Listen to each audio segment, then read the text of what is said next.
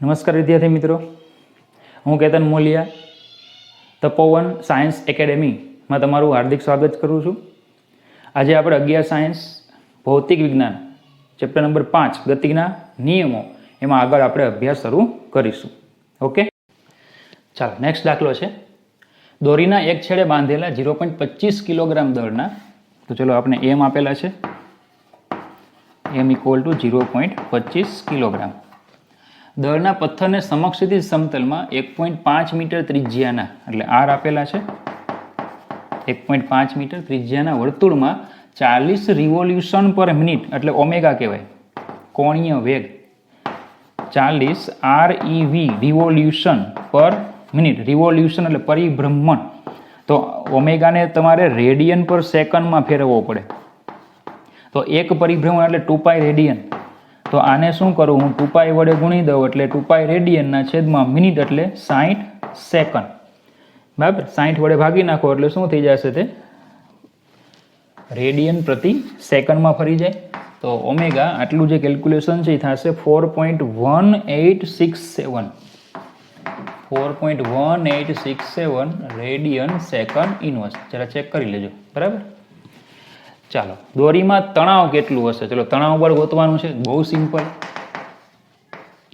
તણાવ બળ કેન્દ્રગામી બળ એટલે એમ તો આવે જ. હવે કેન્દ્રગામી પ્રવેગ, તો કેન્દ્રગામી પ્રવેગના 3 સૂત્ર હતા, AC V²/r, ω²r અને ω v. 3 સૂત્રો હતા. તો ચલો આપને કઈ માહિતી આપી, ઓમેગા આપ્યા છે, તો ટૂંકમાં ઓમેગા અને આર વાળું જે સૂત્ર છે એ લેવું જોઈએ. તો ચલો અહીંયા લઈ લઈશું આપણે ω²r.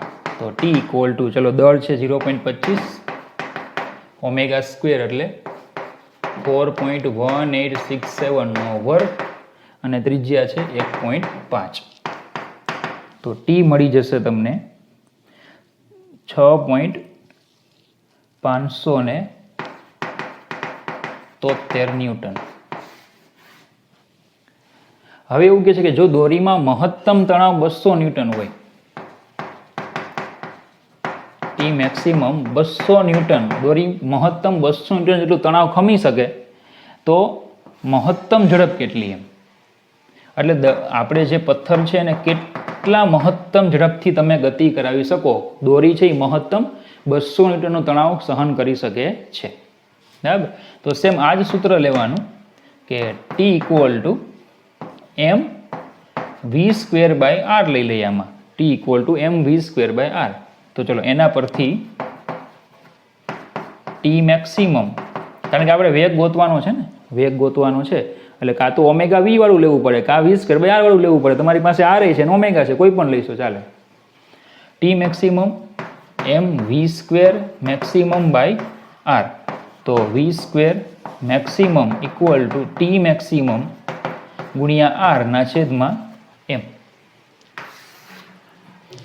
તો આવશે V² મેક્સિમમ ઇક્વલ ટુ, ચલો ટી મેક્સિમમ મહત્તમ તણાવ કેટલું આવ્યું 200 ગુણ્યા r, ત્રિજ્યા છે 1.5 છેદમાં દળ m 0.25. તો ચલો ભાગાકાર કરો, ગુણાકાર કરો, વર્ગમૂળ કાઢો, ફાઇનલ આવશે 34.64 metre second inverse. Okay, easy દાખલો જ છે. બરાબર, અહીંયા કોઈ પણ સૂત્ર લેવાય, તમને કીધું એમ. વી જોઈએ છે તો વી વાળું કોઈ પણ લેવાય, આ લઈ શકો અથવા આ લઈ શકો. ઓમેગા પણ છે આપણી પાસે, આર પણ છે. ઓકે, ચાલો નેક્સ્ટ દાખલો છે સ્વાધ્યાયનો 5.22. તો આપણે આગળ હમણાં 5.21 ભણી ગયા. બરાબર, એમાં કોઈ પદાર્થ જે છે એને સમક્ષિતિજ સમતલમાં આપણે આ રીતે દોરીથી પદાર્થને બાંધીને ફેરવતા હતા. એનો આપણે મહત્તમ વેગ ગોઈતા 34.64 મીટર સેકન્ડ ઇનવર્સ. હવે આ મહત્તમ વેગ, આનો મતલબ શું થાય કે જો આની કરતાં વધારે ઝડપથી પદાર્થને ફેરવવામાં આવે, બરાબર, તો જે એની ઉપર આમ બહારની તરફ જે બળ લાગશે એ એટલું બધું વધી જાય કે દોરી શું કરી નાખશે, તોડી નાખશે. દોરીનું મહત્તમ તણાવ બળ જે હતું એની કરતાં શું થશે, એ બળ વધી જશે ને પરિણામે દોરી તૂટી જશે. તો જો મહત્તમ ઝડપ કરતાં વધુ ઝડપ આપતા દોરી એકાએક તૂટી જાય છે. તૂટ્યા બાદ પદાર્થનો ગતિપથ નીચેનામાંથી કઈ સાચી રીતે વર્ણવી શકાય. તૂટ્યા પછી પદાર્થ તૂટે, દોરી તૂટી જાય પછી પદાર્થ કઈ દિશામાં છે, ગતિપથ કેવો હશે. તો સીધી વાત છે કે પદાર્થને આપણે આમ ફેરવતા હોઈએ, બરાબર. તો એનો વેગ સ્પર્શકની દિશામાં હોય. ધારો કે અહીંયા એનો વેગ છે એ સ્પર્શકની દિશામાં હોય. બરાબર. એનો મતલબ કે જો અહીંયા પદાર્થ આવે અને દોરી તૂટે તો એ પદાર્થ સ્પર્શક જે બને ને એ દિશામાં ગતિ કરશે. કેમ? કારણ કે ન્યૂટનના પ્રથમ નિયમનું પાલન થશે.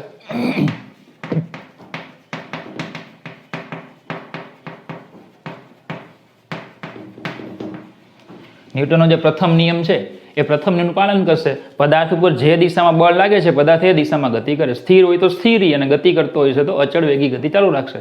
તો શું બનશે? સ્પર્શક જેમ બને એ દિશામાં પદાર્થ ગતિ કરે. જો આપણે ઓપ્શનમાં આપ્યા પથ્થર ત્રિજ્યાવર્તી દિશામાં બહાર ફેંકાય તો કે ના, ત્રિજ્યાવર્તી દિશામાં થોડો બહાર ફેંકાય. એટલે કે આમ ફરતો જાય, એમ આમ ફરતો બહાર જાય. ના, એવું ન થાય. દોરી તૂટે તે ક્ષણથી પથ્થર સ્પર્શકની દિશામાં ગતિ કરે. દોરી જે ક્ષણે તૂટે એ ક્ષણે સ્પર્શકની દિશામાં ગતિ કરે. હવે સમજો આ રીતે પદાર્થ ફરતો હોય. હવે અહીંયા દોરી તૂટે એટલે શું થાય? સ્પર્શકની દિશામાં જશે, પણ પછી ગુરુત્વાકર્ષણ બળ લાગશે એટલે શું થાય? ધીમે ધીમે નીચે આવશે. પહેલા જાશે ક્યાં? સ્પર્શકની દિશામાં, અને પછી શું થશે? ધીમે ધીમે નીચે આવશે. પણ જે ક્ષણે દોરી તૂટે એ ક્ષણે એ કઈ દિશામાં હશે? સ્પર્શકની દિશામાં જ ગતિ કરે. પથ્થર સ્પર્શક સાથે એવા કોણે ગતિ કરશે કે જેનું માન પથ્થરની ઝડપ પર આધારિત થશે? એની કોઈ જરૂર નથી. એકદમ ખોટું વાક્ય છે કે ભાઈ એવા કોણે ગતિ કરે, એટલે કંઈ ખૂણો બનાવે એમ ગતિ કરે એમ. બરાબર? કે ભાઈ અહીંયાથી દોરી તૂટી તો આમ નહીં આમ જાય, એવું કોઈ પોસિબલ નથી. બરાબર? તો આમાં જવાબ શું આવશે? બી. દોરી તૂટે તે ક્ષણથી પથ્થર સ્પર્શકની દિશામાં ગતિ કરશે. બરાબર? સેમ આવું તમને એક દાખલો કરાવ્યો હતો આપણે લોલકવાળો. બરાબર? દાખલો છે કે ભાઈ લોલક છે દોલનો કરતું હોય તો લોલક જ્યારે અહીંયા આવશે ત્યારે કઈ દિશામાં ગતિ કરશે? તો કે નીચે, કારણ કે અહીંયા બળ 0 હોય. પણ જ્યારે અહીંયા હશે ત્યારે કાં તો આમ જશે, જો આ દિશામાં આવતું હશે આમ જશે તો ગતિમાર્ગ આવો થશે. તો સેમ એવી જ રીતે પહેલા એ શું થાય? સ્પર્શકની દિશામાં જાય અને પછી ગુરુત્વાકર્ષણને કારણે નીચે આવે. Okay, clear? ચાલો નેક્સ્ટ દાખલો છે 5.27. 1000 કિલોગ્રામ દળનું હેલિકોપ્ટર. ચલો આ હેલિકોપ્ટરનું દળ ધારો કે હું M1 લઈ લઉં તો અહીં M1 બરાબર 1000 કિલોગ્રામ. હેલિકોપ્ટર 15 મીટર સેકન્ડ -2 ના ઉધ્વ દિશામાંના પ્રવેગથી ઊંચે ચડે. ચલો પ્રવેગાનો ઉપર તરફ છે, તંત્રનો આખો પ્રવેગ ઉપર તરફ, તો A = 15 મીટર સેકન્ડ -2. ચાલક અને મુસાફરોનું દળ કેટલું છે? 300. એટલે જે ચાલક અને મુસાફર છે એનું દળ છે 300 કિલોગ્રામ. એટલે આને કહી દઉં હું M2. નીચેના કિસ્સાઓમાં બળના માન અને દિશા શોધો. ચલો પેલું છે ચાલક અને મુસાફર વડે તળિયા ઉપર કેટલું બળ લાગે. તો જો ચાલક અને મુસાફરને સંયુક્ત રીતે હું ડોટ કહી દઉં તો ચાલક અને મુસાફરનું દળ કેટલું? M2. તો નીચે એક બળ લાગશે કયું? M2G. આખું તંત્ર ઉપર તરફ જાય છે તો તળિયા વડે આની ઉપર એક બળ લાગશે જેને હું N1 કહી દઉં, કારણ કે સંપર્કમાં છે તો બોલો ઉપર તરફ એક બળ લાગે કયું? N1. આખું તંત્ર ઉપર તરફ જાય છે તો પછી પરિણામી બળ મારે લખવું હોય તો શું લખાય? તો કે N1 - M2G બરાબર એનું જ દળ અને એનો જ પ્રવેગ. તો N1 = ચલો આને આ સાઈડ લાવો એટલે M2 કોમન આવે, M2G + A. તો N1 = M2 300, G 10 અને પ્રવેગ 15. એટલે N1 = 25. 300 × 25 એટલે થઈ જશે 7500 ન્યૂટન. ચલો બીજું કઈ દિશામાં લાગશે? તે શું કીધું? તો ચાલક અને મુસાફર વડે તળિયા ઉપર કઈ દિશામાં બળ લાગે? તળિયા ઉપર નીચે, એટલે આ નીચે તરફ અધો દિશામાં. બરાબર? ચાલો હવે બીજું, હેલિકોપ્ટરના રોટર એટલે જે પાંખિયા છે તે રોટર વડે આસપાસની હવા પર ક્રિયાબળ. હવે સીધી વાત છે, સમજો હેલિકોપ્ટર ઉપર જાય તો ઉપર ક્યારે જાય? તો કે એના જે પાંખિયા છે ને હવા ઉપર નીચે બળ લગાડશે, નીચે.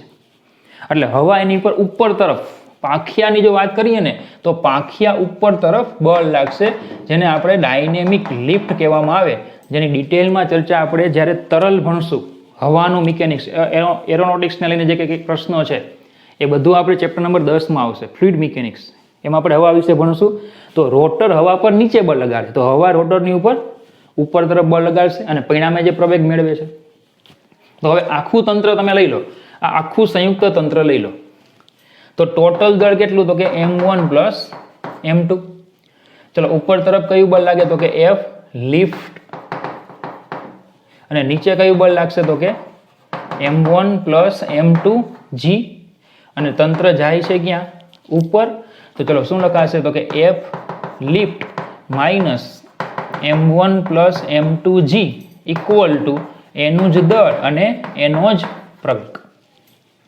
આમાંથી આ બાદ કરો એનું દળ અને એનો પ્રવેગ તો F લિફ્ટ ઇક્વલ ટુ ચલો આને પેલી સાઈડ લાવો એટલે m1 પ્લસ m2 કોમન આવે તો આવશે g પ્લસ એ ચલો m1 plus m2 m1 1000 m2 300 એટલે આ થઈ જાય 1300 ગુણ્યા g 10 અને પ્રવેગ 15 એટલે 25 તો પછી 1300 ગુણ્યા 25 એટલે એ થઈ જશે 32500 ન્યૂટન F લિફ્ટ. સમજો જેટલું બળ આ જે રોટર છે એ નીચે હવા ઉપર લગાડે F ઓફ એર એટલું જ બળ હવા છે એ રોટર ઉપર તરફ લગાડશે અને પરિણામે આખું તંત્ર શું થશે ઉપર જશે. બરાબર તો ચાલો F લિફ્ટ મળી ગઈ 32500. ચલો શું કીધું તું હેલિકોપ્ટરના રોટર વડે આસપાસની હવા પર બળ ક્યાં લાગશે નીચે અધો દિશામાં. અને C છે આસપાસની હવા વડે હેલિકોપ્ટર પર બળ તો હમણાં કીધું એમ કે ન્યૂટનના ત્રીજા નિયમ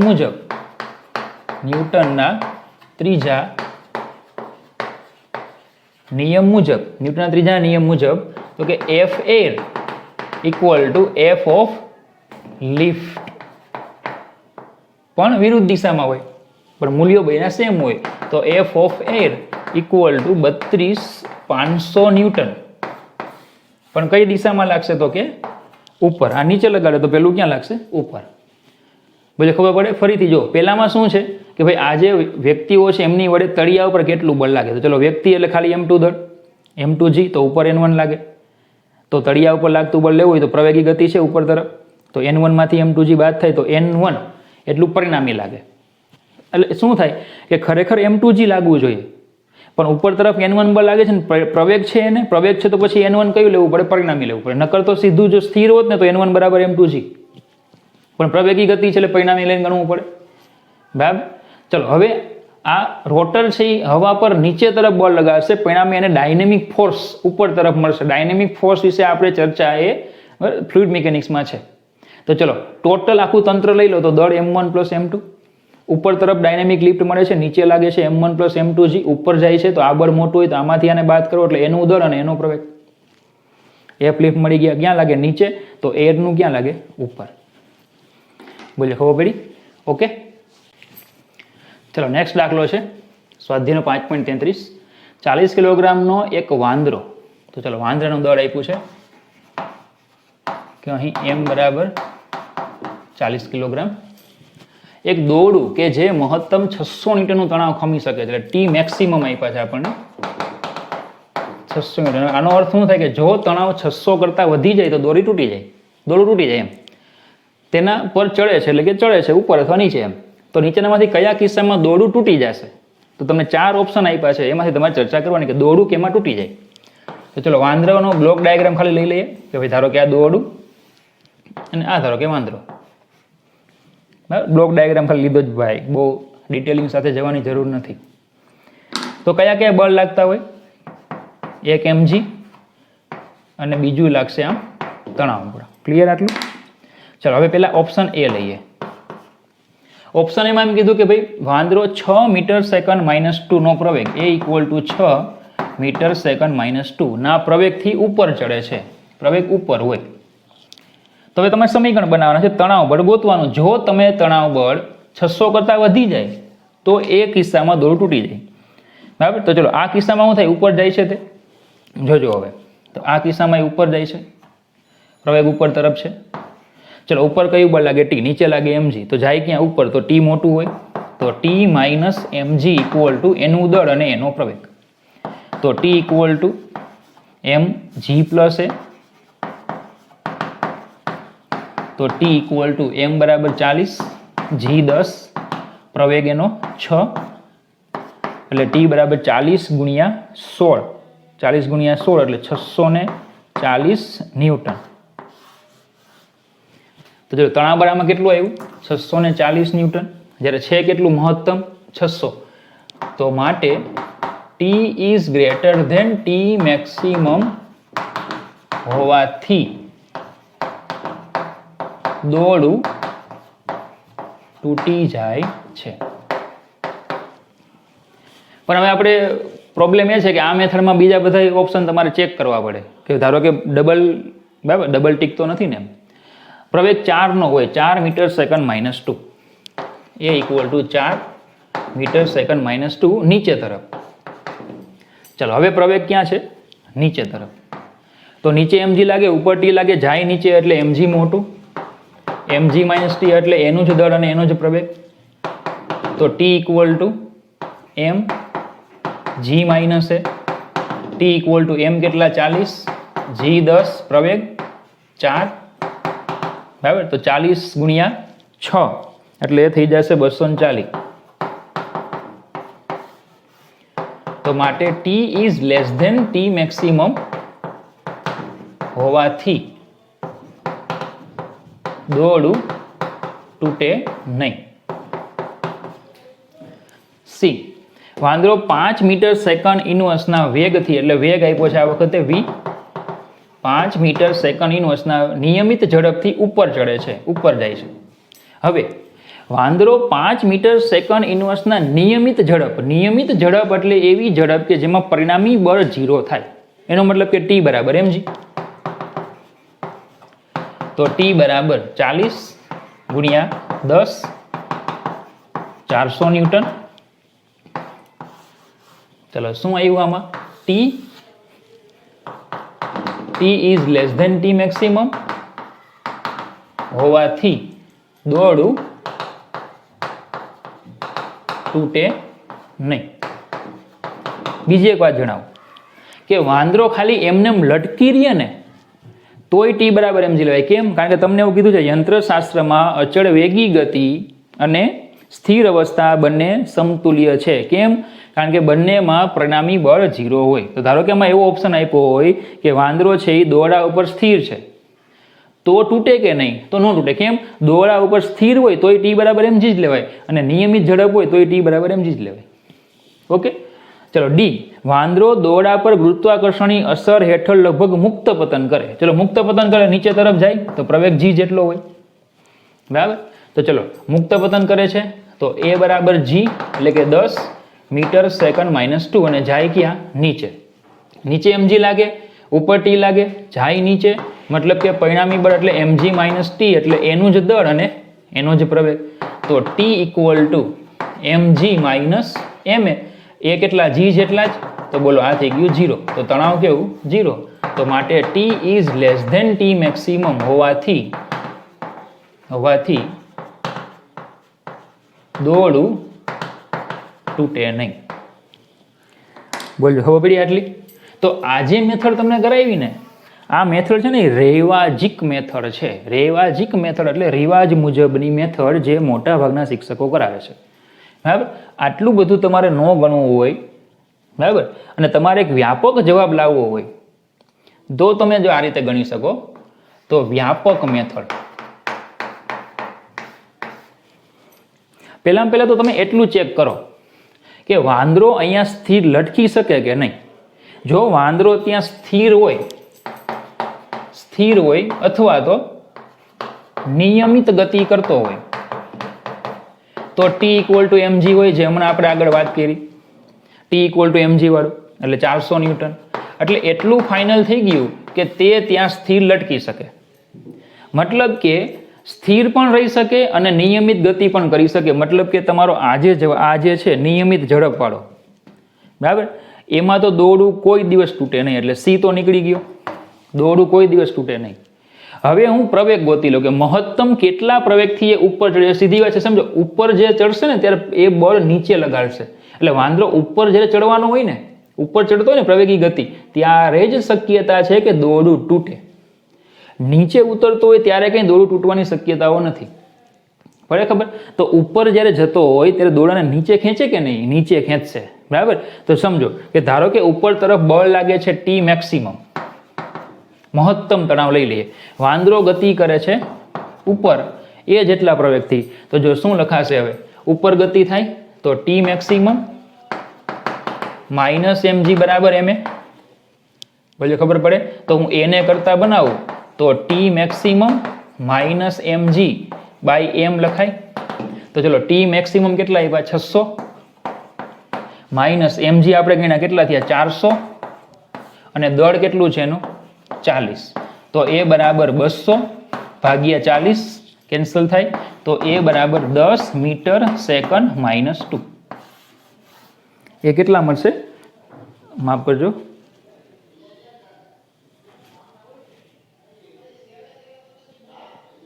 5 મીટર સેકન્ડ માઇનસ 2. હવે આમાં તમે તણાવ મહત્તમ લીધું તો પછી આ એનો પ્રવેગ પણ છે ને મહત્તમ હોય.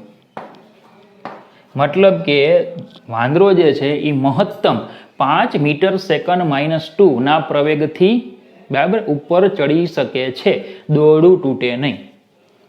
મહત્તમ 5 મીટર સેકન્ડ માઇનસ 2 ના પ્રવેગથી એ ઉપર તરફ ચડી શકે છે. તો હવે જો તમારે ગણતરી ખાલી 2 જ કરવી પડી, આટલી ગણતરી કરીને તમને જવાબ મળી ગયો. કેમ? તમારો પ્રવેગ જે છે એ 5 કે તમારો પ્રવેગ છે 5 થી વધારે જેમાં આવશે એમાં તૂટી જાય. તો 5 થી વધારે જો આમાં છે 6 અને સીધી વાત છે કે આમાં જ દોરડું તૂટે. તો ઓલું ઇન્ડિવિજ્યુઅલ ગણતરી ન કરો. હવે સમજો તમને આ જ જવાબમાં આમાં જ તમને બરાબર ઉપર ચડે છે એવું કીધું છે તો આમાં જ તમને 6 આપ્યા, 7 આપ્યા, 8 આપ્યા, 9 આપ્યા તો તમે શું 4 વાર ગણતરી કરશો આવી? એની જગ્યાએ તમે વ્યાપક રીતે ગણી નાખો. પહેલા સ્થિર છે ત્યારે ચેક કરી લો દોરડું તૂટે કે નહીં, અને પછી નિયમિત ઝડપથી અચળ પ્રવેગથી ઉપર જતો હોય એનું ચેક કરો. બરાબર? આ કયું? અચળ પ્રવેગ સાથે ઉપરની તરફ. આટલું તમે ચેક કરો એટલે તમને તરત જ આનો જવાબ મળી જાય. તમારે 4 ગણવા પડે નહીં. તો આપણી એક્ઝામમાં તમે કોઈ પણ મેથડ કરી શકો. આ કરો તોય ચાલશે, આ કરશો તોય ચાલશે, કારણ કે મને ખબર છે કે આ મેથડથી પણ દાખલો થાય. બોલો ખબર પડી? ઓકે ચાલો.